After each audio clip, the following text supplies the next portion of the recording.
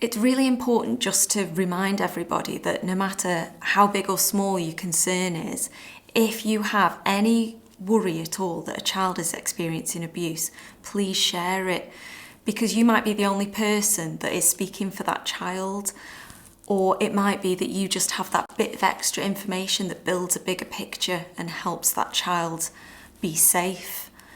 It's also important not to wait for a child to tell you that they're experiencing abuse. That can be really, really hard for a child.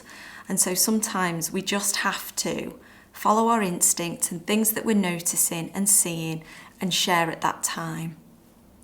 I think my advice, if people don't feel quite sure, so they've got a little niggle, there's something not right, or they've noticed some things that they're worried about, is talk to other people in that child's life. So maybe speak to the school, speak to health visitors or doctors, or community leads in community centres, and just sound that out, and you know, they might help you to unpick some of those worries.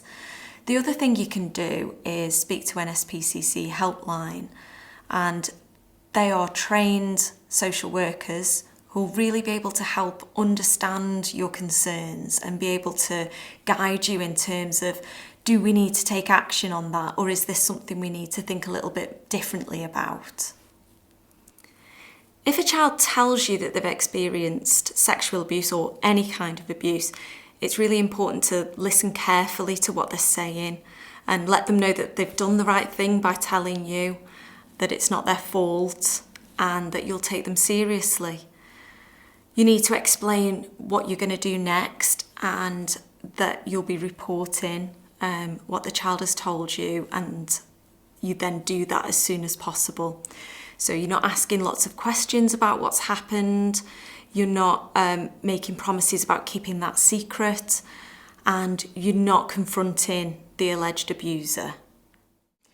If you do need to report concerns that a child's experienced abuse, there's different ways you can do that. So you can ring the local authority safeguarding team, you can ring NSPCC helpline, and both of those, if you feel more comfortable, you can do anonymously, so you don't have to give your name or your details.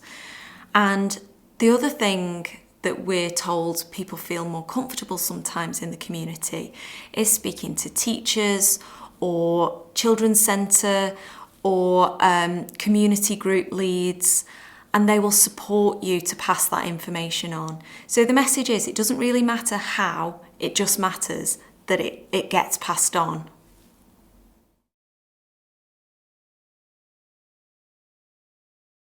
So there's lots of different signs that might suggest to us a child could be experiencing sexual abuse.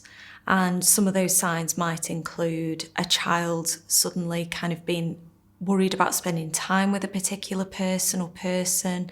It might be that they're using sexual language or behaviour that's unusual for that child and their age. It could be that they've got physical symptoms such as bruises or infections or sores in private parts. Or it could be a change in their mood. They could be suddenly kind of withdrawn or angry, not interested in things that they were interested in before. Thinking about their online behaviour. So it might be that they suddenly have people that they don't know in real life that they're in contact with. They might be spending a lot more or a lot less time online. Or they might have a change in mood around the time that they're using the internet.